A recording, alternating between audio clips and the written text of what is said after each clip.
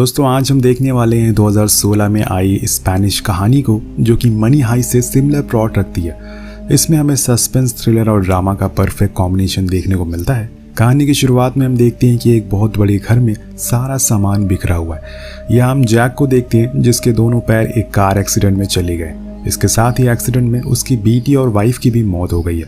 Jack पेशे से एक कंप्यूटर इंजीनियर है और वो अपना ज़्यादातर समय बेसमेंट में कंप्यूटर पार्ट्स को ठीक करते हुए गुजारता है। जैक इस पुराने घर में अपनी डॉग कैसेमीरो के साथ रहता है। इत्तेफाक से उसके डॉग के पैर में भी पैरालिसिस है, जिसकी वजह से वो काम नहीं करता। पता चलता है कि उसका डॉग कैसेमीरो ने ही बहुत दिन से खाना खाना छोड़ दिया है, इसलिए जैक ने उसे कुछ टेस्ट करवाए हैं। अब वो वेटरनिटी हॉस्पिटल कॉल करके कैसेमीरो के टेस्ट रिपोर्ट के बारे में डॉक्टर से पूछता है। तो डॉक्टर उसे बताते हैं कि डॉग के पैरों को ठीक नहीं किया जा सकता, लेकिन एक रास्ता है जिससे उसे पैर पहले की तरह काम करने लग जाएंगे, पर इसके लिए उसे बहुत सारे पैसे की ज़रूरत पड़ेगी। अब जैक के पास इतने पैसे नहीं होते, इसीलिए वो इंटरनेट से देखकर जहर बनाता है और उन्हें अपने डॉग के बिस्किट में डाल देता है। अब वो ऐसा इसलिए करता है ताकि ज़्यादा तबीयत खराब होने पर डॉग को तड़पना ना पड़े और सही समय आने पर वो उसे जहर देकर चैन की मौत सुला दे। थोड़ी देर बाद डोरबेल बजती है और जैक जाकर दरवाज़ा खोलता है तो वहाँ बर्ता और उसकी बेटी साथ खड़ी होती है, जिसका नाम था बेटी। वो यहाँ पर इसलिए आए क्योंकि जैक ने अपने घर के ऊपर के कमरे को किराए पर देने के लिए न्यूज़पेपर में ऐड दिया था और उसी ऐड को देखकर वो बिना कॉल किए यहाँ पर आ गई। अंदर आने पर बेटी कैसेमीरा के पास जाती है, लेकिन जैक उसे रोक कर कहता है कि कैसेमीरा को स्ट्रेंजर कुछ खास पसंद नहीं है, जो कि उसका डॉग है। फिर जैक बर्ता को ऊपर वाले कमरा दिखाता है। बर्ता को कमरा बहुत पसंद आता है और वो 1 घंटे के अंदर अपना सामान लेकर वापस आने के लिए कहती है, लेकिन जैक उसे तुरंत शिफ्ट करने के लिए मना करता है। लेकिन बर्ता की जल्दबाजी के आगे वो कुछ कर नहीं पाता। बर्ता के जाने के बाद जैक उन जहर वाले बिस्किट को अलमीरा में रख देता है। अब 1 घंटे बाद वो अपना सारा सामान लेकर वापस आ जाती है और आते ही वो जैक के घर को साफ करने में लग जाती है। हर सामान अपनी जगह रखती है। बर्ता जैक से बात करने की कोशिश करती है, पर जैक को अकेला रहना पसंद है, तो वो उसकी बातों पर कुछ ध्यान नहीं देता। लेकिन फिर भी बर्ता उसे बताती है कि वो एक बार डांसर है। यहाँ जैक उसकी बातों को अनसुना करके एलिवेटर से बेसमेंट में जाकर काम करने लगता है। सफाई के दौरान बर्ता को बैंक का एक नोटिस दिखता है जिसमें लिखा हुआ था कि जैक पर $1.5 लाख का कर्ज है। वो समझ जाती है कि जैक परेशानी में। इधर हम जान पाते हैं कि बेटी को हाइड एंड सीक का शौक होता है और बर्ता उसे पूरे घर में ढूंढती है, लेकिन वो कहीं भी दिखाई नहीं देती। इसलिए वो बैकयार्ड में जाती है जहाँ जैक बैठा हुआ था। वो उसे कहता है कि बेटी यहाँ पर नहीं है, लेकिन बर्ता फिर भी उसे बेटी को ढूंढने के लिए आगे जाती है। तो उसे जैक की गाड़ी दिखाई देती है। ये वही गाड़ी थी जिसमें जैक की फैमिली का एक्सीडेंट हुआ था। अब बहुत देर तक ढूंढने के बाद बेटी उसे अलमारी में मिलती है। कहानी और आगे बढ़ती है और बर्ता को एक दिन जैक की कुछ पुरानी तस्वीरें मिलती है जिसमें वो अपने परिवार के साथ बहुत खुश दिखाई दे रहा था, लेकिन एक एक्सीडेंट ने उसकी हंसती खेलती जिंदगी को तबाह कर दिया। उसी दिन बर्ता जैक को टेरेस पर लेकर जाती है और उसे डिनर ऑर्गेनाइज किया होता है क्योंकि आज के दिन जैक का जन्मदिन था। अब उसे ये बात एग्रीमेंट साइन करते हुए पता चली थी। अब डिनर के दौरान बर्ता उससे पूछती है कि क्या तुम्हें मेरी बेटी पसंद नहीं है, क्योंकि जब से हम लोग यहाँ पर आए हैं तुम उससे बात करने की भी कोशिश नहीं करते। तब जैक कहता है कि तुम्हारी बेटी भी तुम उससे बात नहीं करती। इस पर बर्ता उसे बताती है कि उसकी बेटी गूंगी तो नहीं है, लेकिन 2 साल पहले उसने बात करना छोड़ दिया। अब यहाँ दोनों एक दूसरे के साथ बहुत ज़्यादा कंफर्टेबल हो चुके थे। एक दिन जैक हमेशा की तरह अपना काम कर रहा होता है, तभी वो देखता है कि बर्ता कैसेमीरो से दोस्ती करने की कोशिश कर रही है, मतलब कि उसके डॉग से। उसकी माँ उसे रोकने की कोशिश करती है, लेकिन वो फिर भी उसके डॉग के पास चली जाती है। जैक देखता है कि इतने दिनों में पहली बार उसके डॉग ने अपने पैरों पर खड़े होने की कोशिश करी है और ये देखकर वो थोड़ा इमोशनल हो जाता है और बेसमेंट में जाकर सिगरेट पीते हुए रोने लगता है। तभी उसके पास की दीवार से कुछ आवाज़ सुनाई देती है उसे। जब वो कान लगाकर सुनता है तो उसे उनकी बातों से पता चलता है कि कुछ लोग उस पर नज़र रखे हुए हैं। उसे ज़्यादा कुछ सुनाई तो नहीं देता है, इसलिए वो नज़र रखने के लिए दीवार के छोटा सा होल करता है और उसमें कैमरा फिट कर देता है ताकि वो उनकी सारी हरकतों को रिकॉर्ड कर सके। और इसके साथ ही वो आवाज़ रिकॉर्ड करने के लिए स्टेथोस्कोप को भी दीवार से चिपका देता है। अगले दिन वो बर्ता से थोड़ी देर बाद वो उसे नीचे बेसमेंट में आने के लिए कहता है क्योंकि वो उसे रिकॉर्डिंग दिखाना चाहता था। अब जैक बेसमेंट में जाकर उनकी रिकॉर्डिंग को देखता है, तब उसे पता चलता है कि वो लोग उसके घर के पास वाले बैंक को लूटने की तैयारी कर रहे हैं और वो इसके लिए बैंक तक एक टनल खोद रहे हैं। वो अपने रॉबरी के प्लान में आज से 10 दिन बाद यानी कि 24 दिसंबर को अंजाम देने वाले हैं। ये देखकर जैक को शौक लगता है कि बर्ता भी उन लोगों से मिली हुई है। दरअसल बर्ता छत के रास्ते से वहां गई थी। ना सिर्फ वो उन लोगों को जानती थी, बल्कि वो उनके लीडर की गर्लफ्रेंड भी है जिसका नाम गैलरीतो है। और गैलरीतो ने ही बर्ता को किराएदार बनाकर जैक के घर भेजा ताकि वो उस पर नजर रख सके और उसका ध्यान भटका सके। तभी ऊपर से बर्ता उसे पूछती है कि क्या वो नीचे आ जाए। तब जैक उसे मना कर देता है क्योंकि वो पहले उसे गैलरीतो का प्लान बताने वाला था और अब उसे पता चल चुका है कि बर्ता भी उनके साथ शामिल है। अगले दिन रिकॉर्डिंग देखने पर ब्लूप्रिंट से जैक को समझ आ गया था कि वो लोग बैंक के लॉकर तक पहुंचना चाहते हैं। इसके बाद जैक जाता है बेटी से दोस्ती करने के लिए और वो उसे बात करने की भी कोशिश करता है, लेकिन बेटी उसे कोई जवाब नहीं देती।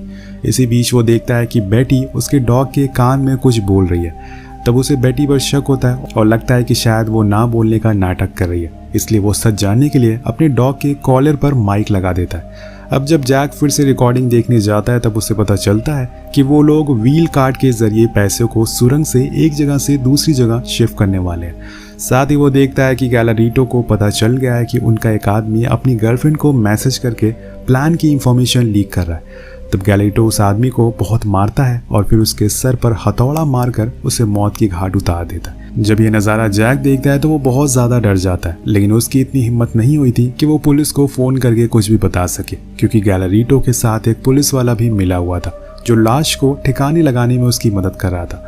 अब रात में जैक वाइन में बेहोशी की दवा डालकर बर्ता को बेहोश कर देता है और बेड के साथ ही उसे बांध देता है। फिर वो रिकॉर्डिंग सुनने लगता है जिसमें पुलिस वाला गैलरीतो को 746 और 748 नंबर के लॉकर को खोलने से मना करता है। ऐसा क्यों, ये हमें आगे पता चलेगा। जब बर्ता को होश आता है तब जैक उसे पूछता है कि आखिर वो इन क्रिमिनल्स का साथ क्यों दे रही है। तो बर्ता कहती है कि मेरा बॉयफ्रेंड क्रिमिनल नहीं है, वो चोर जरूर है लेकिन किसी को नुकसान नहीं पहुंचा सकता। और ये सुनते ही जैक उसे वो वीडियो दिखाता है जिसमें गैलरीतो अपने साथी को जान से मार रहा था। अब बर्ता उसकी असलियत जानकर रोने लगती है, जिसके बाद जैक बेटी को रहने के लिए अपनी बेटी का पुराना कमरा दे देता है। फिर बेसमेंट में जाकर उसे कार्ट व्हील से कुछ पैसे चुराने का प्लान बनाने लगता है। वो जमीन में एक गड्ढा खोदता है ताकि जैसे ही वो कार्ट उसके घर से नीचे से होकर गुजरे वो बीच से ही उसे कुछ पैसे निकाल लेगा।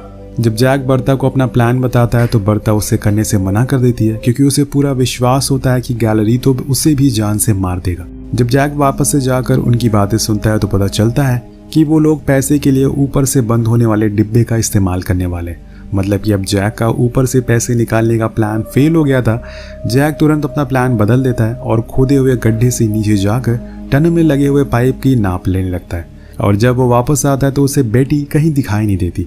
जब वो अपने मॉनिटर पर देखता है तो पता चलता है कि बेटी टनल के रास्ते से गैलरीटो के बेसमेंट में चली गई है। और जब वहाँ वो आदमी आने लगता है तो बेटी चुपके से कोने में छुप जाती है और एक आदमी की घड़ी चुरा लेती है। यहाँ वो आदमी अपनी घड़ी ढूंढते हुए बेटी तक पहुँचने वाला होता है। तब वहाँ गटमैन नाम का एक पुलिस वाला आता है जो उसे लॉकर के नंबर की लिस्ट देता है जो पैसे से भरे हुए हैं, और इसके बदले वो 155 नंबर के लॉकर से कुछ डॉक्यूमेंट लाने के लिए भी कहता है। बेटी वापस घर आने लगती है तो जैक उसे बाहर निकालता है। साथ ही वो बेटी से गैलरीटो के आदमी की घड़ी ले लेता है जो उसने चुराई थी। इसके बाद जब बर्ता के मोबाइल पर गैलरीटो का कॉल आता है तब जैक उसे फोन पर बात करने के लिए कहता है, लेकिन बर्ता बात करने से मना कर देती है और जैक से कहती है कि वो उसकी मदद क्यों करे। तो जैक उसे बहुत बड़ा सीक्रेट बताता है जो उसे कैसेमीरो के कॉलर में माइक से पता चला था। उसमें उसकी बेटी बेटी ने बताया था कि 2 साल पहले गैलरीटो ने उसे गलत तरीके से छूने की कोशिश करी, और जब भी बर्ता उसके आसपास नहीं होती थी तो गैलरीटो उसके साथ गलत काम करता था।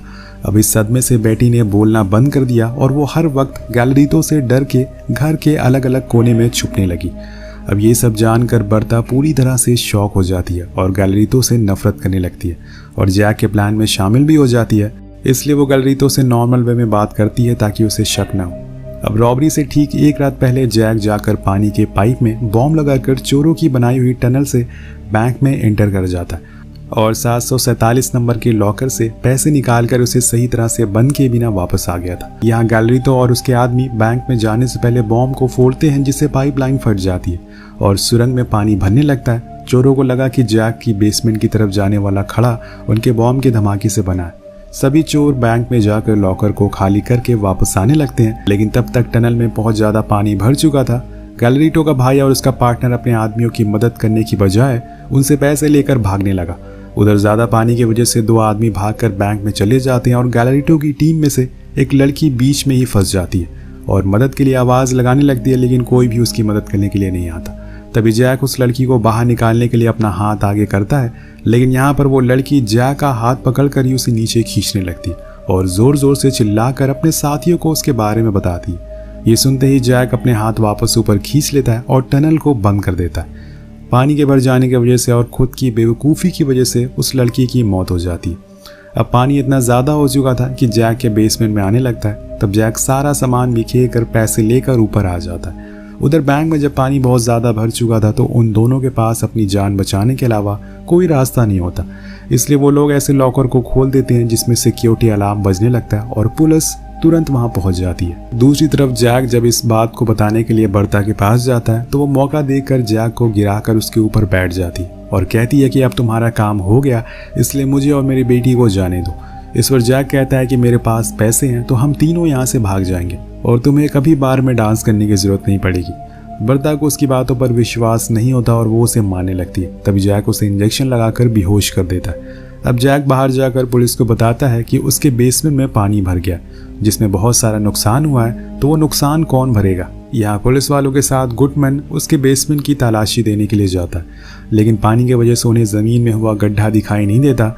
जैकलिन उनके सामने एक नॉर्मल आदमी की तरह बिहेव कर रहा था और उसे जो कुछ भी पता नहीं है वो पुलिस वालों से पूछता है, पर बर्ता को अपनी बीवी बताता है। उसी समय गटमैन उसे फ़ोन में एक मोबाइल पर कॉल करके नंबर ले लेता है और कोई भी प्रॉब्लम होने पर उसे कॉल करने के लिए कहता है। दरअसल जैक के हाथ में जो फ़ोन होता है वो बर्ता का था, यानी कि गटमैन के पास बर्ता का नंबर चला गया है। अब गटमैन जो कि पुलिस वाला है, जो कि उन लोगों से मिला हुआ था चोरों से, उसके जाने के बाद गैलरीटो अपने आदमियों के साथ नकली पुलिस ऑफिसर बनकर जैक के घर की तलाशी लेने लगता है। क्योंकि बर्ता उसका कॉल उठा नहीं रही थी, यहाँ जैक को खतरे का एहसास हो गया था, इसलिए वो चुपके से गटमैन को मैसेज करके घर आने के लिए कहता है।